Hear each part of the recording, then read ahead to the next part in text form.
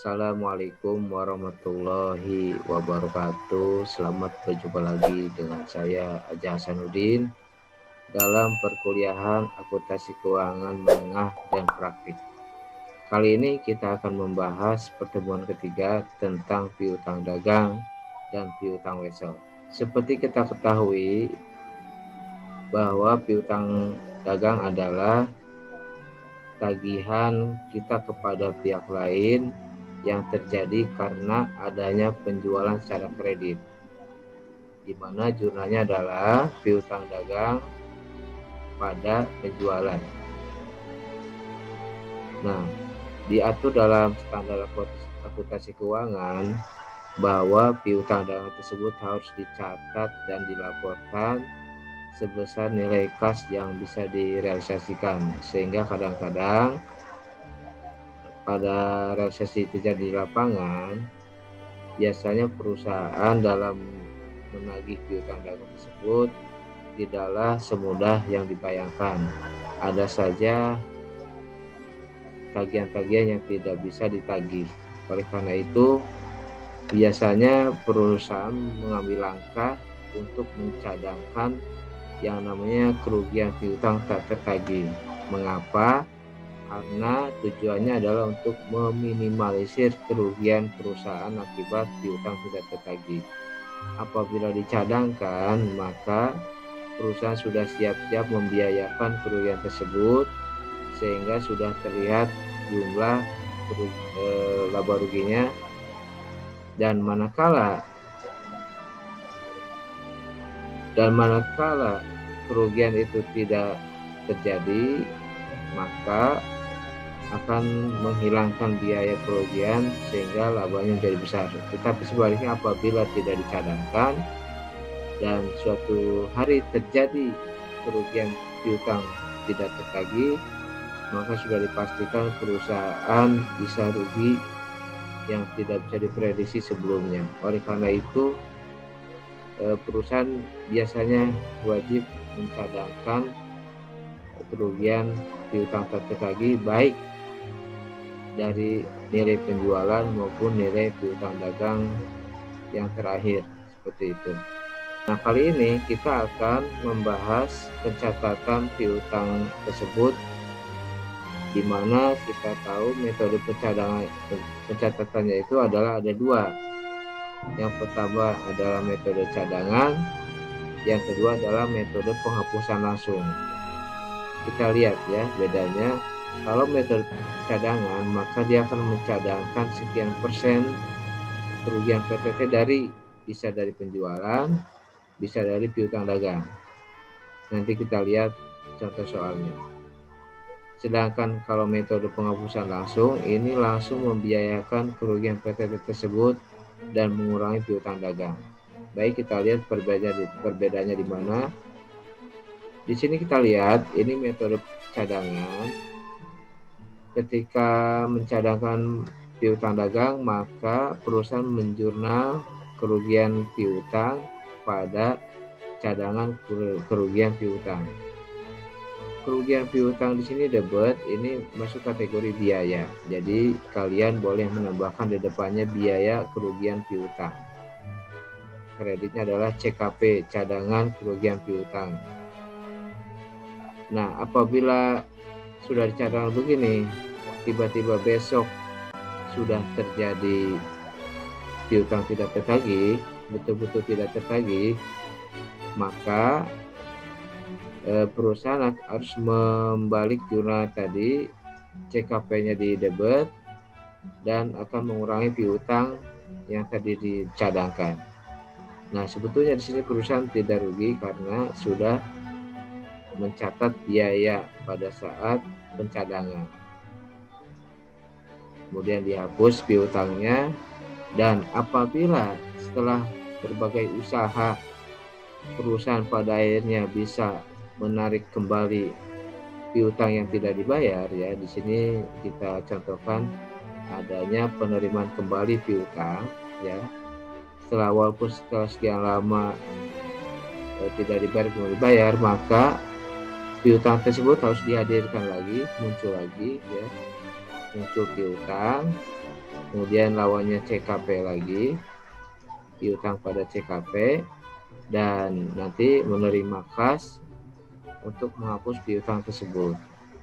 Sehingga inilah metode cadangan yang harus dilakukan oleh perusahaan manakala terjadi kerugian piutang tidak tertagih. Sedangkan metode penghapusan langsung ini tidak perlu mencadangkan, tetapi langsung membiayakan kerugian tersebut menjadi kerugian piutang pada piutang. Di sini kerugian piutangnya adalah biaya, ya, sudah dibiayakan pada saat terjadi kredit macet, ya. Nah, manakala terjadi penerimaan kembali piutang atau sudah dibayar oleh customer, maka kita jurnal balik piutang pada kerugian piutang yang tidak jadi, ya, di kredit. Kemudian kita menerima kas dan lainnya piutang untuk menghapus debit ini.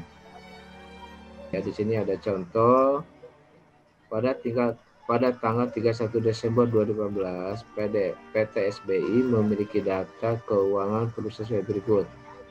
Piutang dagangnya 400 juta, penjualan bersihnya 2 miliar, dan cadangan kerugian piutangnya adalah 1.250.000 rupiah. Sini diminta buatlah jurnal untuk mencatat taksiran kerugian piutang pada akhir periode apabila perusahaan menaksir kerugian piutang yang tidak dapat ditagih lagi sebesar 2% dari penjualan bersih. Sementara yang soal kedua adalah 4% dari saldo akhir piutang dagang. Beda, ya. Ngambil persentase dari penjualan bersih, berarti penjualan bersih itu adalah penjualan keseluruhan, baik secara tunai maupun secara kredit. Sedangkan kalau 4% dari saldo akhir piutang dagang ini adalah mengambil dari penjualan secara kredit saja, seperti itu. Bedanya di situ. Baik, kita langsung jawab yang pertama, bahwa apabila terjadi kerugian, ini kita pakai metode pencadangan, ya. Maka kita jurnal biaya kerugian piutang pada cadangan kerugian piutang sebesar 40 juta. 40 juta itu dari mana? Yaitu 2% dari penjualan bersih tadi 2 miliar. Ya, 2% kali 2 miliar menjadi 40 juta rupiah. Nah, apabila terjadi betul-betul piutang tidak tertagih, yang tadi sebelumnya merupakan cadangan saja, dan manakala terjadi betul-betul piutang tidak tertagih, maka perusahaan harus menjurnal CKP pada piutang atau cadangan kerugian piutang pada piutang sebesar 40 juta. Jadi cadangannya ini di debit akan mengurangi piutang dagang sebesar 40 juta. Dan apabila terjadi penerimaan kembali piutang yang sudah macet yang lalu-lalu, apabila dibayar oleh customer, maka piutang ini kita munculkan dulu menjadi piutang di debit dan lawan CKP sebesar 40 juta.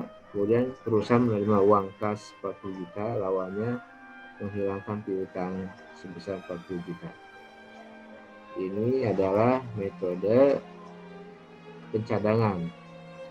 Baik, yang kedua, untuk menjawab yang kedua, yang pencadangannya berdasarkan 4% dari saldo piutang dagang, ya. Kita lihat jurnalnya sama, yaitu beban kerugian piutang atau kerugian piutang pada cadangan kerugian piutang sebesar 4% dikali 400 juta. Ini adalah saldo akhir piutang dagang dikurangi dengan cadangan kerugian sebelumnya, ya. 4% kali 400 juta itu 16 juta, dikurangi 1.250.000 adalah 14.750.000 rupiah. Ini pada saat pencadangan dari 4% dari total piutang dagang, saldo akhir piutang dagang, ya. Nah, manakala terjadi betul-betul piutang tidak tertagih, maka perusahaan harus mencatat CKP pada piutang 14.750.000. Dan manakala terjadi penerimaan kembali piutang atau dibayar oleh customer utang tersebut ya, maka jumlahnya adalah piutang pada CKP Rp14.750.000 dan perusahaan menerima kas untuk menghilangkan piutang tadi sebesar Rp14.750.000. Baik, itu adalah tentang piutang dagang. Sekarang kita lihat materi piutang wesel ya. Di sini ada dua, ada piutang wesel dan juga nota promise. Promise itu di bahasa Inggris kan artinya janji ya.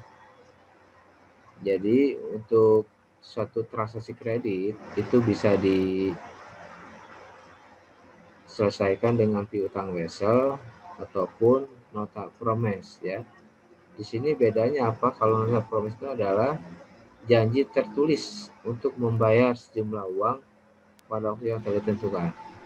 Biasanya bedanya antara piutang wesel dan promise, kalau promise itu biasanya jika ada pinjaman uang, sementara piutang wesel karena adanya penjualan seperti itu ya, bedanya di situ. Yang kedua, jika jumlah transaksi dan periode kredit melebihi batas normal. Kemudian atau yang ketiga, piutang dagang dengan surat perjanjian, maka ini bisa dimasukkan ke dalam piutang wesel atau promise ya.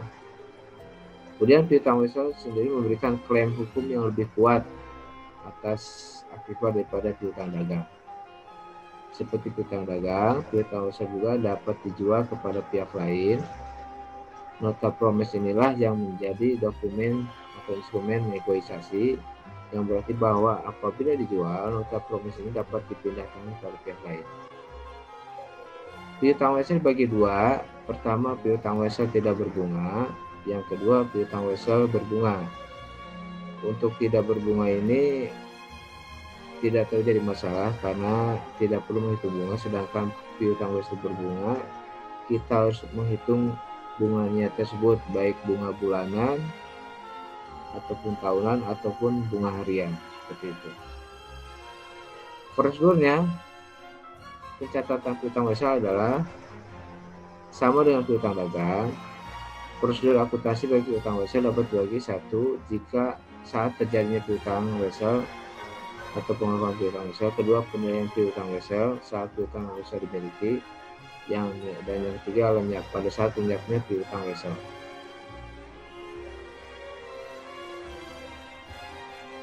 Kemudian berikutnya, bahwa di piutang wesel itu kita ketahui adanya tanggal jatuh tempo ya, baik berbunga maupun tidak berbunga. Kita lihat apabila hitungannya bulan, caranya adalah apabila jatuh tempo piutang wesel 3 bulan contohnya ya, ini berarti sejak 1 Mei sampai kapan, yaitu sampai 1 Agustus kita hitung. Berarti kalau 1 Mei bulan penuh, Mei, Juni, Juli.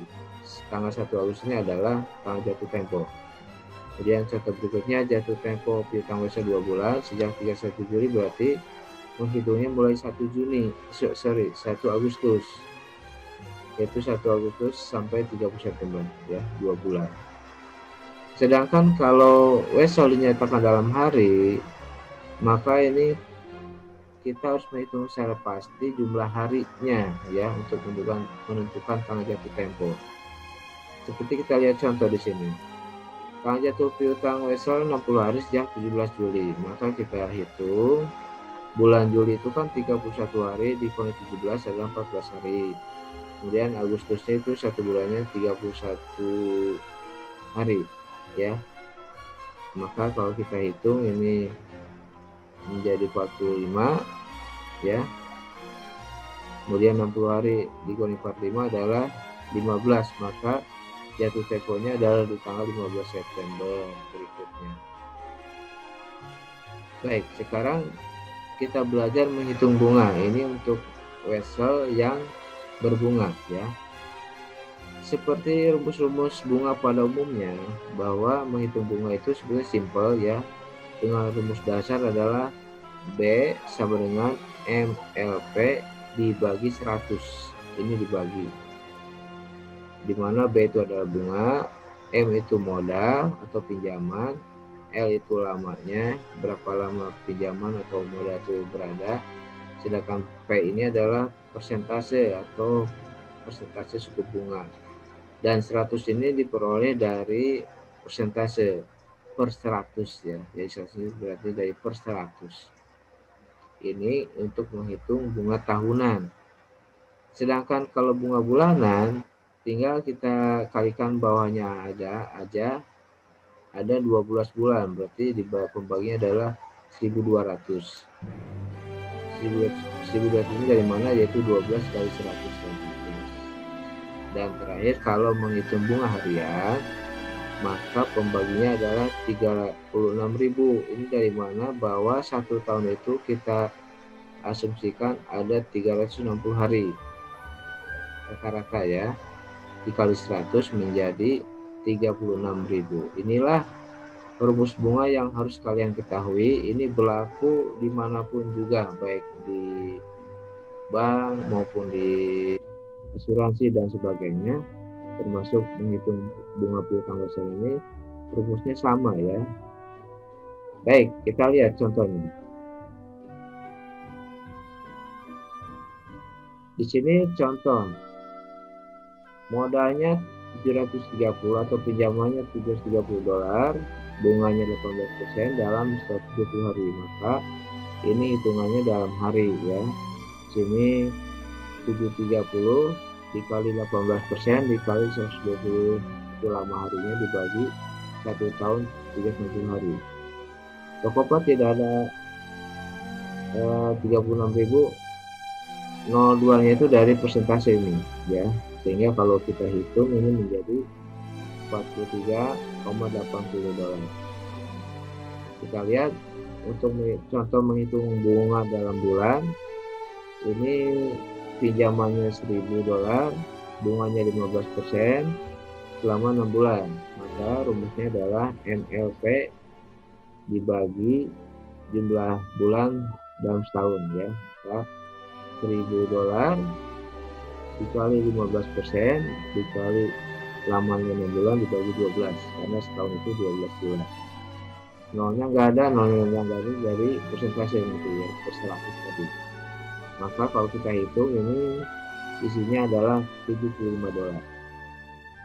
Sedangkan kalau menghitung bunga selama tahunan, contohnya adalah modalnya atau pinjamannya $2.000, bunganya 12% selama 1 tahun. Maka rumusnya B sama dengan MLP dibagi 100 ya, yaitu 2.000 dikali 12% dikali 1 tahun dibagi 1 tahun ya, nggak ada nolnya kok, 2 itu dari persentase ya, persentase tadi. Maka ini kalau dihitung adalah sebesar $240. Demikian kalau menghitung bunga. Kalian harus bisa, karena dalam menghitung bunga ini adalah berlaku untuk semua bidang ya.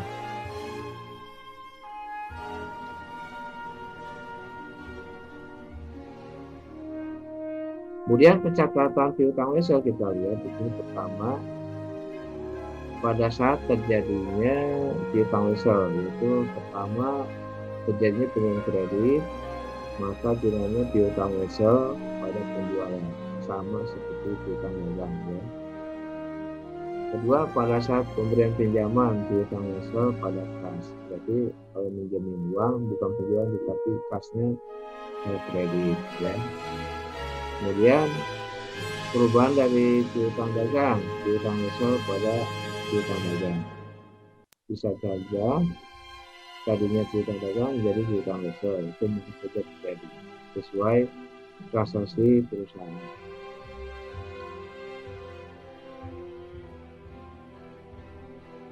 Kemudian penilaian piutang wesel. Seperti piutang dagang, piutang wesel dilaporkan sebagai nilai transaksi bersih kas atau realizable cash ya, yang bisa direalisasikan. Dicatatkan juga yang PKP sama ya, Akan tetapi di sini kita ada istilah didiskontokan ya. Piutang wesel itu bisa dijual atau didiskontokan ke bank. Artinya meminjam uang ke bank dengan mengenal jaminan wesel yang dimiliki. Jadi bahasa sederhananya adalah diskonto itu untuk mencairkan piutang wesel lebih cepat daripada tanggal jatuh temponya, sehingga di sini bank mendapatkan pendapatan dan perusahaan dikenakan biaya diskonto ya. Baik, diskonto itu adalah perhitungannya nilai jatuh tempo dikali tarif diskonto dikali periode diskonto. Kita lihat ya, jumlahnya adalah pas pada piutang wesel didiskontokan atau pas kemudian jadi biaya bunga pada piutang wesel didiskontokan. Ini kalau didiskontokan artinya perusahaan betul-betul membutuhkan uang cepat, sementara tanggal jatuh temponya masih lama, maka bisa didiskontokan ke bank. Yang ketiga, pada saat terjadinya lenyapnya piutang wesel, yaitu pertama kalau dilunasi ya. Lenyapnya piutang wesel pertama dilunasi, maka perusahaan mendapatkan kas, maka piutang weselnya hilang di kredit ya, jadi bilangnya kas pada piutang wesel, atau kas pada piutang wesel pada pendapatan bunga kalau ada bunganya ya. Kedua, dilunasi tetapi wesel pernah didiskontokan ke bank ya. Gunanya adalah pada saat itu debitur membayar, maksudnya piutang wesel didiskontokan pada piutang wesel. Kemudian debitur tidak membayar, gunanya adalah piutang wesel didiskontokan pada piutang wesel dan juga piutang dagang pada kas. Baik, sementara penyajian piutang wesel di Indonesia adalah berada sebelah kredit dan biasanya diaktifkan sama seperti piutang dagang. Kita tahu piutang adalah piutang dagang, piutang wesel, ataupun piutang lainnya seperti piutang pemegang saham maupun piutang karena pinjaman karyawan dan lain-lainnya. Baik, demikian pemaparan materi pertemuan 3 ini tentang piutang wesel ya, semoga bisa dipahami, dan apabila ada yang perlu ditanyakan nanti kita diskusi di WhatsApp group. Tetap semangat, terima kasih. Assalamualaikum warahmatullahi wabarakatuh.